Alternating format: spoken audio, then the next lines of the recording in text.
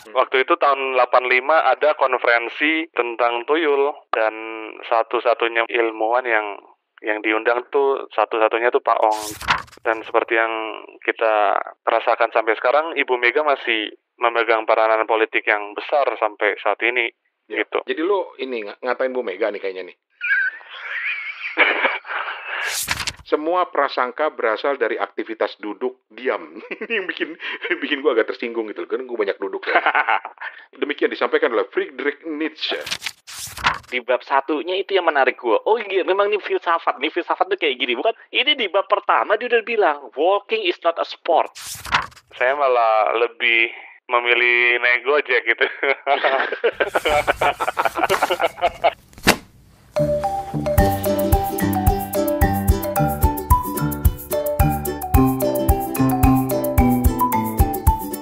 Steven udah masuk. Mana? Sabar. Mana kau Steven? Selamat malam.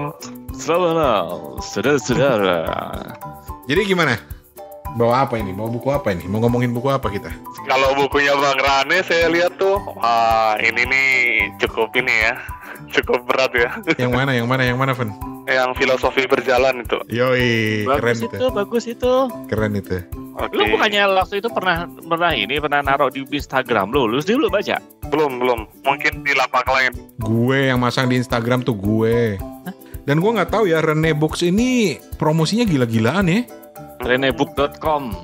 Itu sampai bikin apa ngiklan di Instagram tuh sering banget. Oh iya.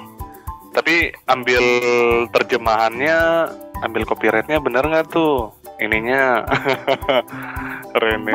Masa dia berani nerbitin copyrightnya nggak benerin? Coba dicek di halaman awalnya apakah ada perjanjian kerjasama mengenai copyright gitu. Biasanya pada jeplak aja gitu. Masa sih berani? Di sini dia tulis Indonesian Language Copyright 2020 oleh Rene Books. Oh, aman. Masih ada berani gitu? Banyak toh. Iya, ada. Banyak. Kalau gitu kita berani aja yuk. Yuk, oke. Kalau lu apa buku lu, Van? Ini refleksi historis Nusantara terbitan buku Kompas Ong Hok Ham. Oh, oke. Tulisan dia di Kompas dulu. Kalau Bapak Toto, gue nggak nanya. Gue tuh lupa. Gue tuh udah pernah bahas recehan bahasa belum sih? Belum kan ya? Ya udah. Belum. Recehan bahasa tuh yang mana ya? Bukunya Ivan Lanin. Oh, belum. Belum ya? Oke. Cocok, udah Toto banget itu. Ya udah, baiklah. Bagus.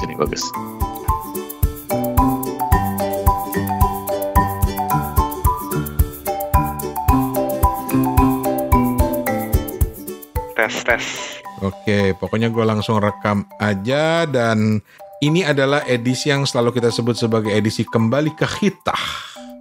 Karena Kepo Buku awal berdirinya itu memang ya seperti ini. Tiap hostnya datang membawa buku, diceritain, udah pulang, bubar gitu loh. Walaupun kesininya jadi ada wawancaranya, ada baca buku barengnya, ya itu bagian dari upaya kita untuk bikin Kepo Buku ini lebih menarik. Tapi sekarang kita lagi kangen kembali ke Hitah, kembali ke masa lalu, kembali ke awalnya Kepo Buku dengan membawa buku masing-masing. Kembali ke jati diri kita. Ya opo sih. Ya opo le. Jadi kita akan ke siapa dulu yang mau jadi relawan? Relawan apa? Saya Katanya bahas buku. Iya, Mbak. Kok sih Wirawan sih? Tadi Steven duluan tuh, udah saya tuh Steven tuh. Oh iya. Oke. Van. Iya. Oke. Lagi baca buku apa, Van? Ada sebuah cerita dulu nih, Bang. Oke. Gue demen nih kalau udah cerita sama Steven nih. Jadi ceritanya tuh ketika zaman Bahola ya. Kalau sebuah kerajaan tuh lagi pacaklik atau gimana gitu ya. Jadi si raja ini akan memanggil saudagar Tionghoa gitu. Jadi apa yang disajikan oleh si saudagar ini adalah seekor bandeng gitu ya. Ikan bandeng. Iya, sebuah bandeng gitu. Seekor. Terus lu lagi cerita nih, orang dengerin lu, seru nih. Nah, ketika ini diliatin kan, wah kok cuma bandeng doang. Lalu si saudagarnya nih langsung nyeletuk.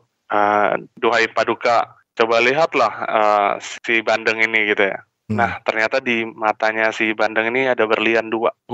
Jadi zaman dulu tuh benar-benar apa ya, membawa sesuatu ke raja tuh demikian ini ya. Penuh makna gitu ya. Iya, selain penuh makna, terus apa yang dibawain itu juga nggak tanggung-tanggung gitu ya.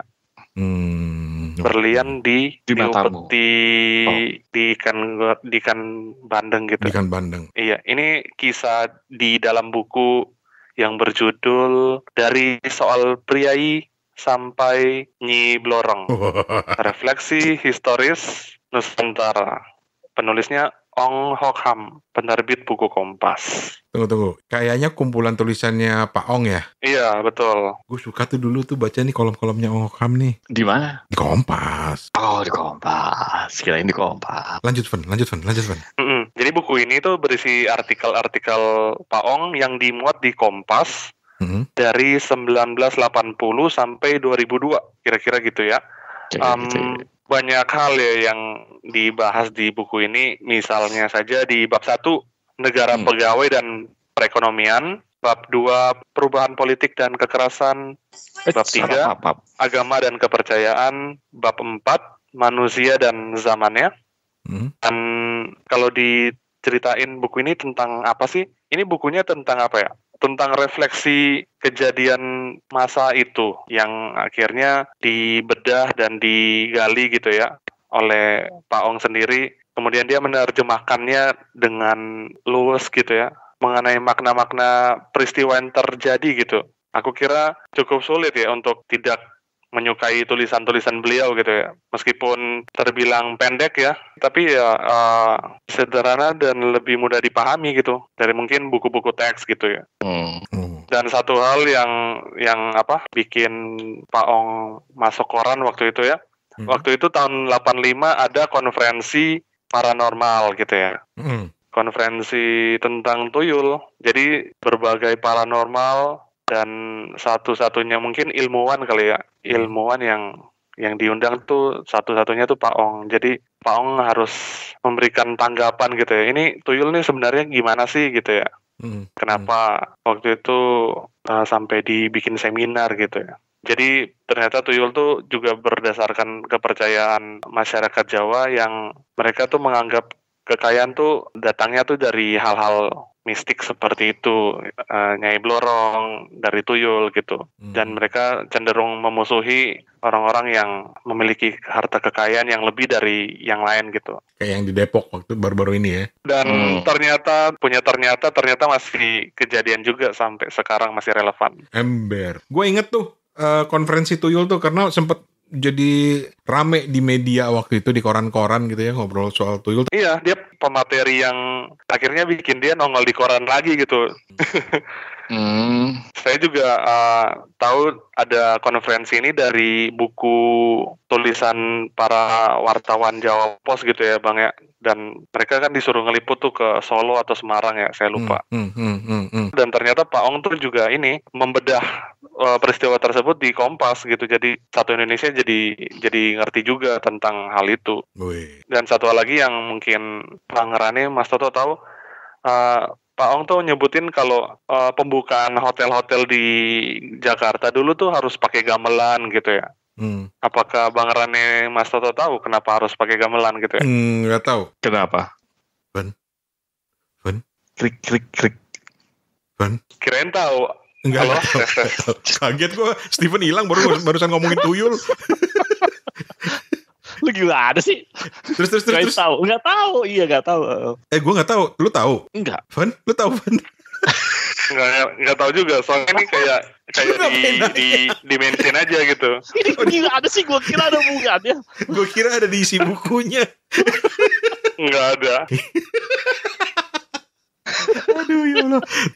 Steven memang selalu mengagetkan. Tapi oke, ini buat teman-teman nih ya yang belum kenal ya. Ong Hok Ham ini apa ya? Dia itu sejarawan terkenal. Betul. Gitu ya. Dulu ngajar di Universitas Indonesia. Lu pernah diajar dulu? Enggak dong, beda dong. Oh beda.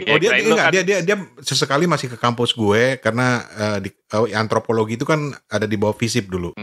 Gitu. Sesekali masih gitu. Tapi gila kalau dia nongol tuh orang udah nyembah banget ya, istilahnya udah respect banget gitu. Dan dia tuh udah zaman gua kuliah aja dia udah lumayan sepuh loh.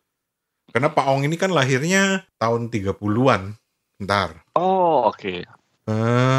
Iya benar. 1 Mei 1933. Dan dia dulu terkenal nulis di Tempo, di Kompas, dan tulisannya itu selalu menarik. Tulisan-tulisan tentang sejarahnya itu nggak membosankan gitu. Iya, keren ya. Jadi seperti cerita gitu loh, keren banget gitu. Nah, seneng kalau sampai ada yang menerbitkan kumpulan tulisannya gitu. Dan apa yang paling lu suka selain cerita ikan bandeng tadi, Van? Gue baru menarik juga tuh cerita ikan bandeng tuh.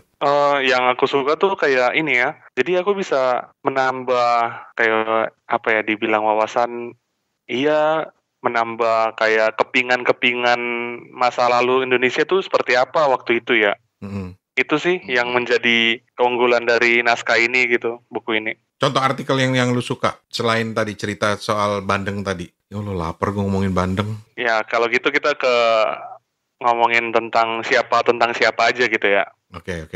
Ada bab mengenai Mega dan politik Asia. Oh. Tapi sebenarnya yang aku suka nih dari buku ini gitu Bang, Pak Ong tuh kayak menyentil masa gitu ya. Jadi jurnalisme tanda kutip kepiting yang diterapkan Kompas tuh benar-benar dipakai Pak Ong untuk kritis, untuk sedikit nyelekit. Salah satunya tentang gimana seorang pemimpin tuh nggak bisa berkelit deh dikasih sesuatu gitu ya, dikasih hadiah-hadiah yang sampai seabrek gitu. Kalau Pak Harto ya sampai dibikin museumnya sendiri gitu, ditulis di artikel ini. Kembali ke artikel yang menarik saya tuh tentang pemimpin perempuan di Indonesia. Bu Mega. Iya. Okay. Ini di tahun 93 nih Bang Mas Toto. Oke. Leadnya tuh bilang kayak gini, naiknya Megawati Soekarno Putri ke panggung politik menyebabkan beberapa wartawan bertanya tentang peran perempuan dalam politik di Indonesia pada masa lampau. Memang peristiwa Megawati itu agak luar biasa dan mengundang berbagai komentar. Dalam tulisan ini, kami hendak memperlihatkan peran perempuan dalam politik di Asia, khususnya Indonesia, serta masalah kepemimpinan politik yang bersifat turun-temurun. Jadi leadnya tuh udah langsung Pak Ong tuh mau cerita tentang kepemimpinan perempuan langsung di Asia tuh, langsung jebret Asia, dihubungkan lagi dengan agama, dengan ideologi, terus balik lagi ke Indonesia, langsung ditutupin dengan paragraf berikut. Naiknya Megawati Soekarno Putri ke panggung politik masih dalam kerangka di atas. Maksudnya tuh kayak mereka tuh para pemimpin perempuan ini mewarisi karisma ayah mereka, suami mereka gitu. Dia mewarisi nama besar, tetapi di lain pihak keperempuanannya memberikan peluang lebih besar daripada laki-laki. Yang akhirnya ini terbukti ya, Bang Rane, setelah masa reformasi, pemimpin politik yang memiliki ciri-ciri non-konvensional, semoga demikian, dapat memaksa permainan politik yang lain daripada biasanya. Penutupnya, sampai kini, perempuan yang mewarisi nama besar di negara-negara Asia Tenggara dan Selatan terbukti sukses sebagai pemimpin politik. Tentu mereka harus juga memperhitungkan kepentingan sosial, politik, dan ekonomi. Tidak hanya sekadar keperempuanan ataupun nama besar. Jadi ini pengantar mengenai Ibu Mega di zaman 93 ya Bang ya. Dan seperti yang kita rasakan sampai sekarang, Ibu Mega masih memegang peranan politik yang besar sampai saat ini, gitu. Jadi lu mau gimana? Enggak, gue mau nanya. Jadi lu ini ngatain Bu Mega nih kayaknya nih. Semoga nggak di ini ya, nggak ditutup. Disclaimer kalau ada yang denger nih, ini yang ngomong Steven bukan gue ya. Oh gitu ya. lanjut Van. Iya.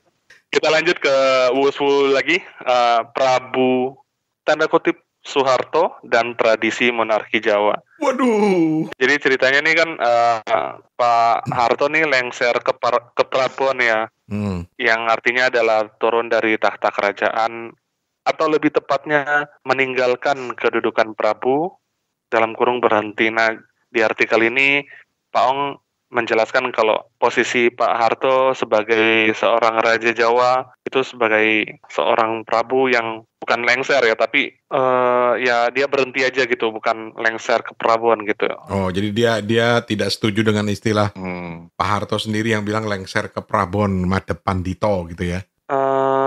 Dia seperti lebih ke menjelaskan istilah tersebut gitu, menjabarkan ke publik. Betul. Gitu. Dan betul. itu yang aku suka dari intelektual yang bisa mendeskripsikan istilah-istilah tersebut gitu ya ke masyarakat umum, dan pembaca tuh kayak lebih bisa menerima dan mungkin lebih paham gitu fenomena politik yang sedang terjadi. Mungkin itu. Nah, teman-teman, kalau kita kemarin di episode kemarin itu cerita tentang buku karya dari Sultan Takdir Ali Syahbana yang juga banyak memberikan pelajaran sejarah, tulisan-tulisan Pak Ong ini juga patut untuk menjadi referensi, untuk menjadi referensi yang ingin mengenal sejarah gitu ya, terutama di zaman Pak Ong hidup ya.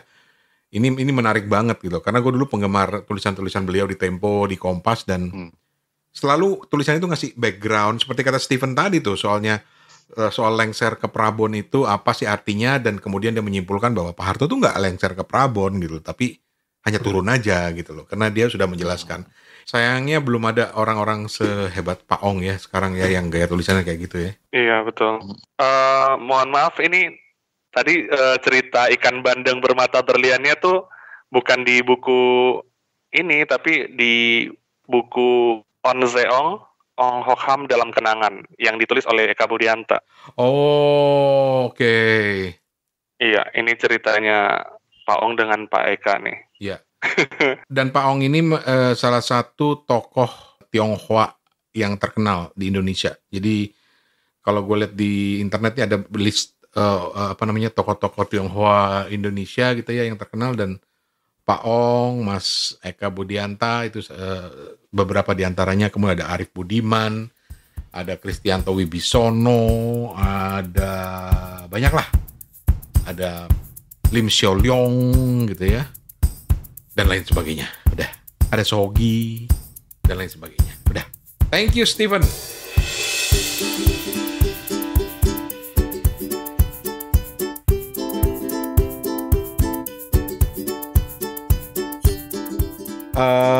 Ini sebenarnya buat Toto yang lebih tertarik pada filsafat gitu loh. Ada teman gue yang pernah bilang begini ketika mengomentari filsafat. Filsafat itu adalah overthinking yang serius. Filsafat itu adalah overthinking yang serius. Yang diseriusin gitu loh. Nah, overthinking yang dibakukan gitu ya. Yang dibakukan gitu, karena kadang-kadang kan kalau lu belajar filsafat, buat apa coba lu belajar filsafat? Kayak filsafat tuh gunanya apa gitu loh. Tapi oke, buku ini menurut gua adalah filsafat dari sesuatu yang sifatnya mundane. Mundane itu apa ya, Tok? Mundane itu membosankan ya. Apa ya? Sehari-hari. Mundane bu sehari-hari seriusan loh. Iya, sesuatu yang udah biasa di keseharian gitu loh. Oh iya. Mundane. Oke. Jadi ini filosofi tentang sesuatu yang biasa dalam keseharian, yaitu tentang jalan kaki. Jadi judul bukunya adalah A Philosophy of Walking atau Filosofi Jalan Kaki, karya Frederick Gross. Dan menurut ini Frederick Gross ini juga seorang filsuf, seorang profesor ahli filsafat di Prancis, dan konon buku ini sempat jadi bestseller di Prancis. Asik, oke. Gitu. Nah, gue penasaran dong, apa nih Philosophy of Walking, filsafat jalan kaki gitu. Akhirnya gue gue beli, gue pesen di online, dan akhirnya gue baca dong, oh ternyata menarik gitu loh. Tapi justru di situ gue jadi teringat kata-kata teman gue bahwa filsafat itu intinya adalah orang-orang yang overthinking semuanya gitu. Apa yang dipikirin gitu ya? Apa juga semua dipikir, apa jalan kaki dipikir, mau jalan aja udah gitu loh. Nggak usah lu pikirin lagi. Tapi nah ini yang menarik, karena Frederick Gross ini memang suka jalan kaki intinya gitu. Tapi dia juga tertarik ketika dia menemukan bahwa banyak filsuf terkenal di dunia ini itu yang juga seorang pejalan kaki atau orang yang sangat menyukai jalan kaki. Dan itu banyak mempengaruhi pikiran mereka. Akhirnya gue penasaran dong, setelah gue baca, gue coba googling dong. Emang bener? Dari mana dia tahu gitu loh? Misalnya Jean-Jacques Rousseau, Immanuel Kant, Rimbaud, Nietzsche. Itu dari mana dia tahu? Dari mana si Gross ini tahu? Gue coba Google, ternyata bener loh. Ada banyak rujukan-rujukan lain yang menunjukkan bahwa terutama Nietzsche itu suka banget jalan kaki gitu loh. Bahkan dia sempat mengeluarkan istilahnya adagium atau istilah gitu ya, yang mengatakan duduklah sesedikit mungkin, jangan percayai ide apapun yang tidak lahir dari udara terbuka dan gerakan kaki yang bebas. Semua prasangka berasal dari aktivitas duduk diam. Ini yang bikin gue agak tersinggung gitu, kan gue banyak duduk ya. Demikian disampaikan oleh Friedrich Nietzsche dalam bukunya Ecce Homo. Ribet ya.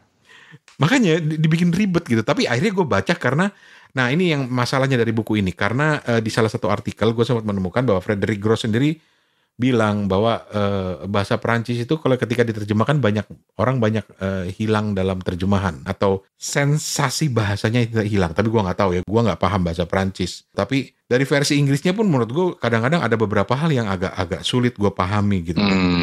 Jadi buku aslinya ini bahasa Perancis. Bahasa Perancis. Oh, jadi lu baca dalam bahasa Perancis? Enggak loh, Tok.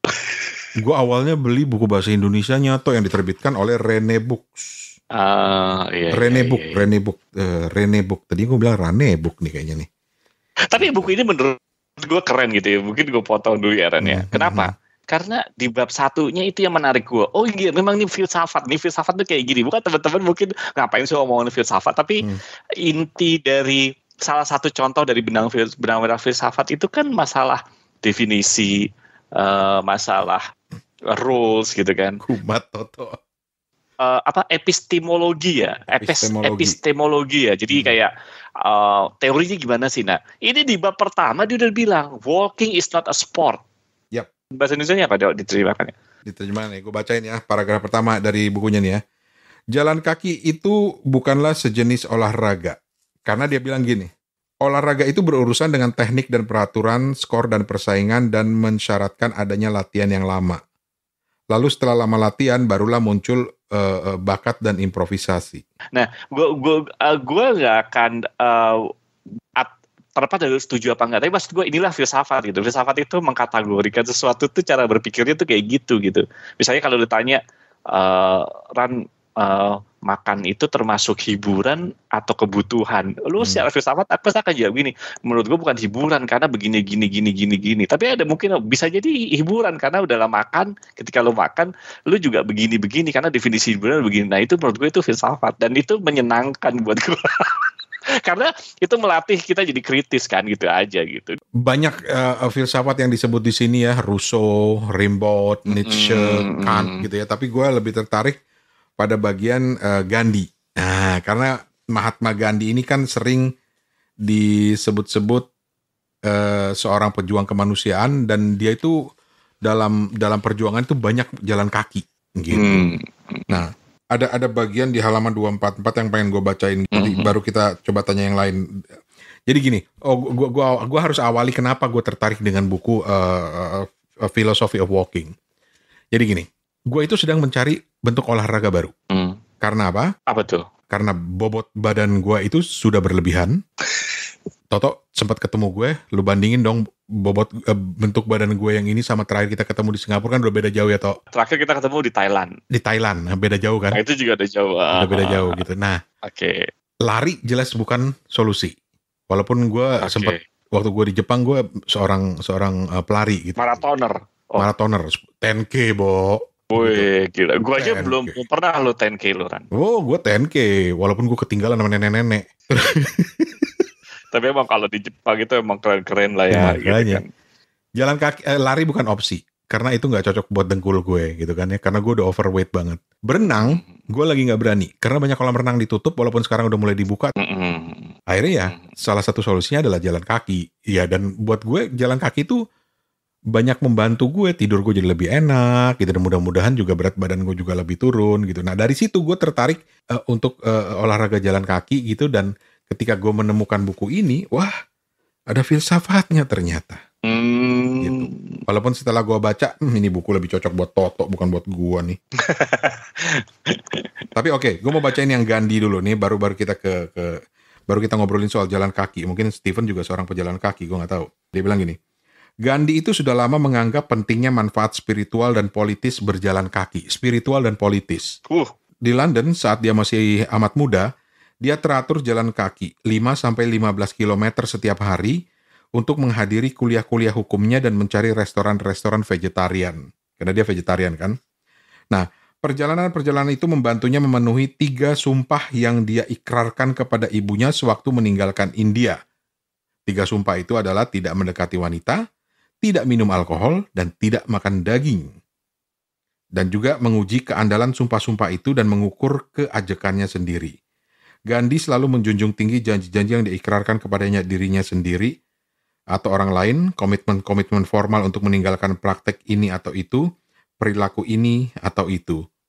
Dan salah satu yang membantu dia untuk mendisiplinkan itu, kalau yang dari gue baca dari artikel ini adalah dengan jalan kaki. Tapi yang bener ya, kadang-kadang gue juga, kalau orang lagi banyak, pikiran gitu. Bukan banyak pikiran, maksudnya kayak banyak yang harus dikerjain, terus mikirnya. Kadang-kadang jalan kaki itu jadi kayak, ya udah gitu, lu bisa berpikir pada saat lu jalan gitu.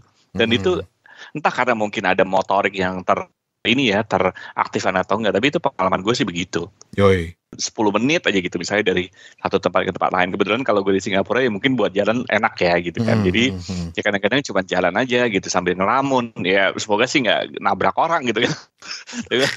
terus sambil dengerin musik gitu, itu salah satunya juga untuk hilangin stres juga sih. Dan pada saat jalan itu memang jadi kita berpikir sih kalau menurut gue. Berpikir aktif ya, jangan dibandingin dengan ngelamun ya, beda ya. Oke. Steven, lu tadi udah komentar baru ngeliat judulnya udah bilang nih Bang, bukunya Bang Rani rumit banget nih pasti nih. Sebenarnya ini buku ini udah ada di koleksi saya juga. Oh. Beli di Verso. Ini e-book. Oh, di Verso tuh ada e-booknya juga ya, Van ya? Iya. Oke. Ini Inggrisnya di sama Verso. Dan ketika aku pengen tahu nih kira-kira isi bukunya kayak gimana ya, biar ada nyambung-nyambungnya dikit lah. Meskipun aku lebih pengen nanya ke Mas Toto, kalau misalnya di Singapura tuh sering ke taman, atau ada nggak sih taman yang di dekat rumah gitu, biar atau pedestrian yang enak buat jalan gitu, ada nggak sih di sana? Ya kalau di Singapura pasti pedestriannya lebih enak ya, jauh lebih enak. Dan Singapura itu kan ada yang namanya connecting park, jadi ambisi pemerintah Singapura itu adalah menghubungkan antara taman ke seluruh Singapura. Jadi secara teoritis lu tuh bisa jalan ke sekeliling Singapura gitu. Dan enak gitu, dekat rumah gue tuh ada gitu jalan lewat pinggir pantai gitu. Ya orang kalau pagi-pagi jalan gitu, tinggal gue nya malas apa enggak gitu. Tadi ya gitu, bener. Jadi kalau gue bilang ya enak sih buat jalan.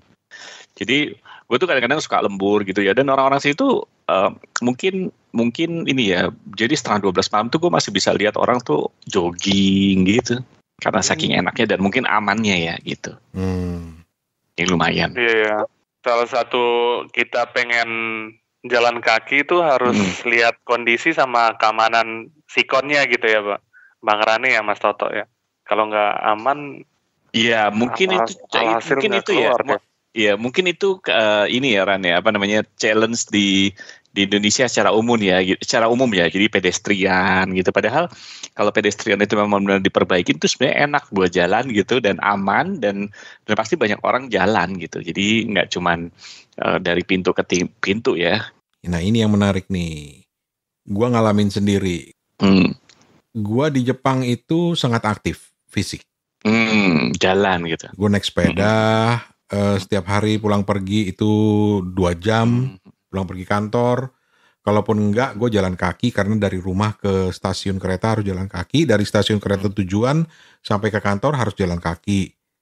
Dan nggak ada pilihan karena taksi mahal. Gitu. Kan biasanya kalau malas taksi aja atau Grab gitu loh. Gitu. Jadi ketika gue pulang kembali ke Indonesia, dan gue lari pastinya. Gitu. Gue pernah bahkan lari campur sepeda gitu ya, dari Tokyo ke Yokohama misalnya gitu, ujuk-ujuk aja tanpa diniatin.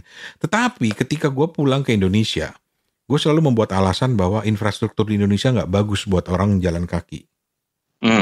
Gitu. Betul. Dan gue cerita ke teman gue, terus teman gue itu dia memang pernah tinggal di Amerika kan, dan teman gue tuh bilang, udah nggak usah pakai alasan lu. Lu kebanyakan alasan. Gitu. Karena apa? Karena kita di Singapura Toto, gue di Jepang, teman gue di Amerika tuh selalu misalnya bilang bahwa kota ini ramah pejalan kaki karena ada trotoarnya gitu. Lah di Indonesia juga memang belum semuanya ada trotoarnya, tapi kan lo bisa cari gitu. Atau lo bisa cari tempat yang lebih aman buat jalan kaki. Kalau lo kaitkan dengan keamanan, ya lo jangan kaki malam-malam, jangan jalan kaki malam-malam, ntar lo dibegal gitu kan. Atau menurut dia gini, apalagi Jakarta sekarang udah ramah banget dengan pejalan kaki, coba lu ke kota Jakartanya. Atau lu jalan lah naik MRT kemana gitu, turun di Senayan, itu jalan kaki keliling aja udah bagus. Jadi gak ada alasan buat lu gak jalan kaki. Dan jangan menyalahkan infrastruktur, karena dia bilang bisa dicari gitu loh. Mungkin kalau di Ambon malah lebih enak ya jalan ya mungkin ya. Nggak tahu ya, tapi menurut gue pernah ke Ambon 2 kali. Buat gue Ambon itu tempat yang enak loh buat jalan kaki loh. Banyak yang bilang kayak gitu karena memang relatif kecil kotanya kan, dan trotoarnya juga boleh lah. Tapi untuk saya sendiri memang meskipun tinggal di kota dengan pejalan kaki yang bisa dibilang nyaman, saya malah lebih memilih naik Gojek gitu. Nggak apa-apa. Itu kan berarti jujur. Jujur. Nggak apa-apa. Dihargai kejujuranmu, Fen.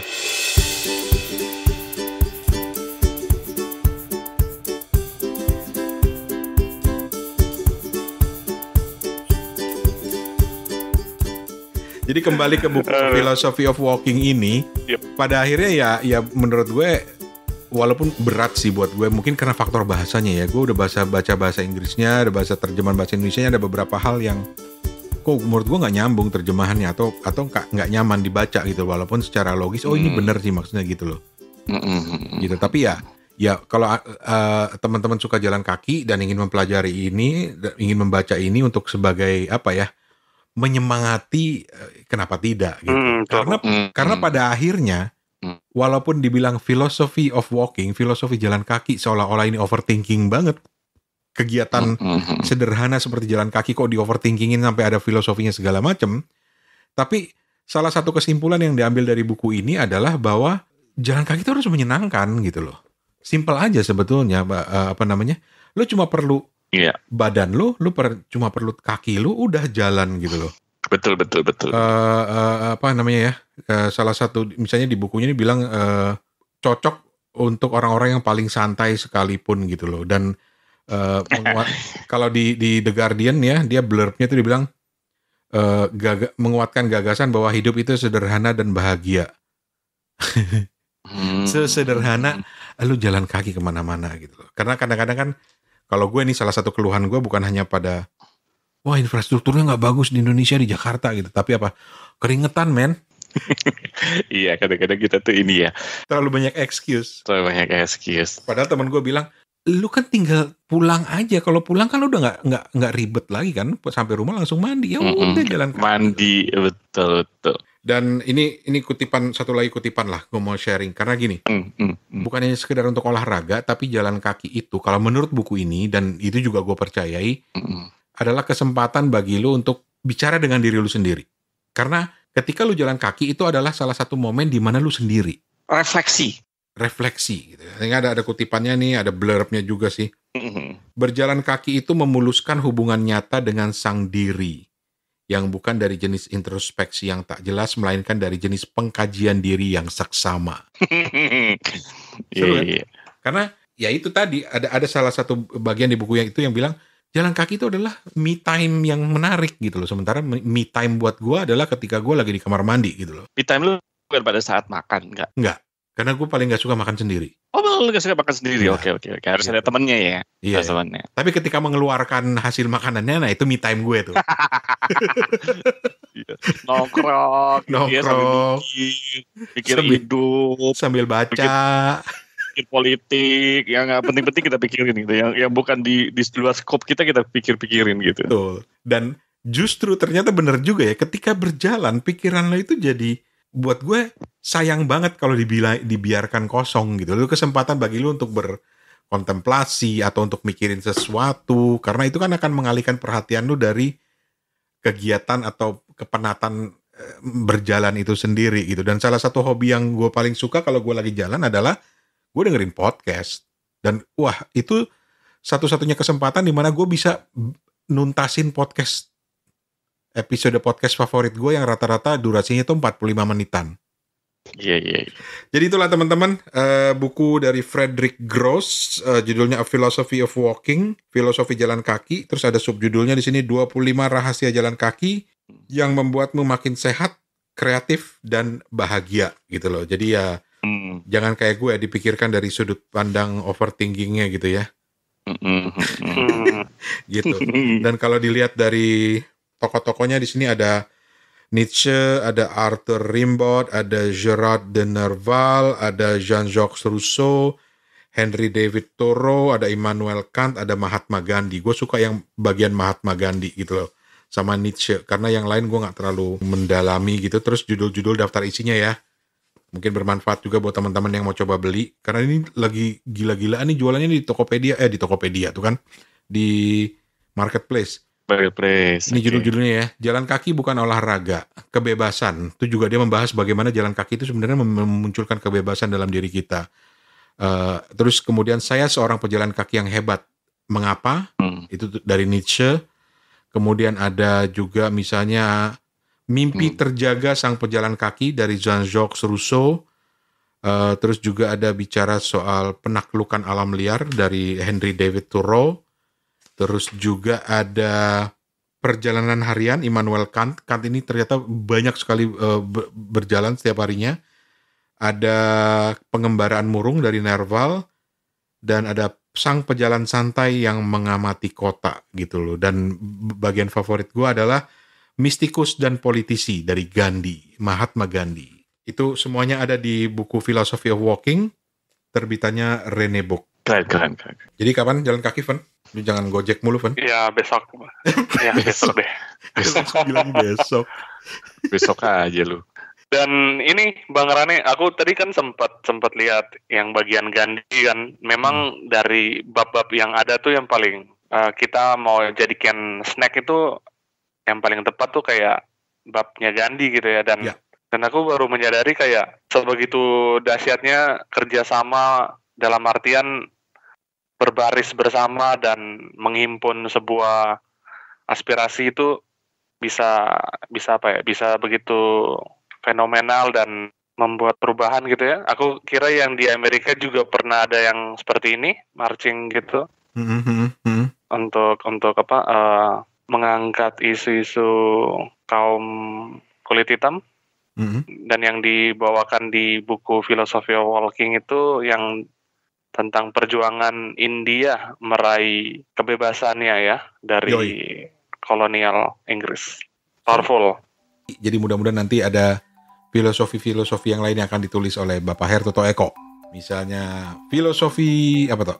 Philosophy of mancing mungkin. Filosofi of mancing kerusuhan. Toto hilang loh. Tok. Halo. Iya. Salah mute-nya. Alah. Gitu. Jadi demikianlah teman-teman episode Kembali ke Khitah dari podcast Kepo Buku. Saya Rane Hafid. Saya Eko. Putus ya? Saya Eko. Saya Stephen Diambon mengucapkan terima kasih sudah mendengarkan Kepo Buku. Sampai jumpa. Asik.